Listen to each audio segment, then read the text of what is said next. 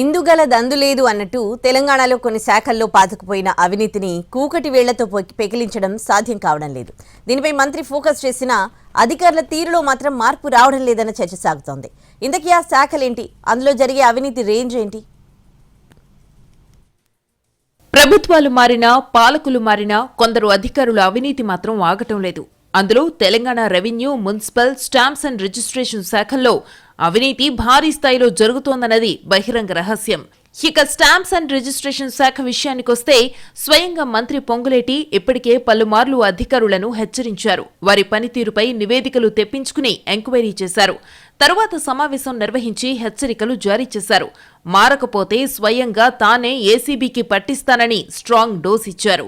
Stamps and registration శాఖలో కింది నుంచి ఉన్నతాధికారుల వరకు అవినీతి ఏ స్థాయిలో జరుగుతోందో విజిలెన్స్ నివేదికలు స్పష్టం చేస్తున్నాయి. దీనిపై ఎన్నో ఫిర్యాదులు కూడా వచ్చాయి. సబ్ రిజిస్ట్రార్ కార్యాలయాల్లో అవినీతి సర్వసాధారణమైన డీఐజీ స్థాయి అధికారులు సైతం డబ్బులివ్వనిదే పనిచేయటం లేదనే ఆరోపణలున్నాయి.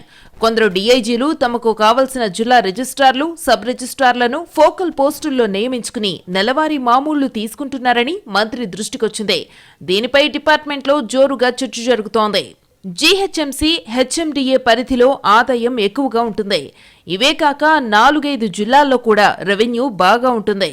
ఆదాయం ఎక్కువగా ఉండే జిల్లాల్లో డీఐజీ, డీఆర్, సబ్ రిజిస్ట్రార్ పోస్టుల కోసం భారీగా డిమాండ్ ఉంటుంది. ఇటీవల ఉద్యోగుల బదిలీల్లో కూడా ఎక్కడా అవినీతికి ఆస్కారం లేకుండా జరగాలని మంత్రి ఆదేశిస్తే ఆయనకు తెలియకుండా కొందరు అధికారులు సిండికేట్గా మారి ఫోకల్ పోస్టులను అమ్ముకున్నారు. బదిలీల్లో అవినీతి జరిగిన విషయం మంత్రికి తెలియడంతో కొందరు అక్రమార్కులపై వేటేశారు. అయినా కొందరు డీఐజీలు ఇంకా అదే పద్ధతి కొనసాగిస్తున్నారని ఉద్యోగులు ఆవేదన వ్యక్తం చేస్తున్నారు. రంగారెడ్డి పరిధిలో ఎక్కువగా మహిళా సబ్ రిజిస్ట్రార్లను నియమించారని ఆరోపణలు ఉన్నాయి. ఓ సీనియర్ అధికారి గ్రూప్ను పెట్టి వసూళ్లు చేయిస్తున్నారని, కొన్నిసార్లు డీఆర్ను కాదని సబ్ రిజిస్ట్రార్లతో నేరుగా సంప్రదింపులు జరిపి వాటాలు పంచుకుంటున్నారని ఫిర్యాదులు అందాయి.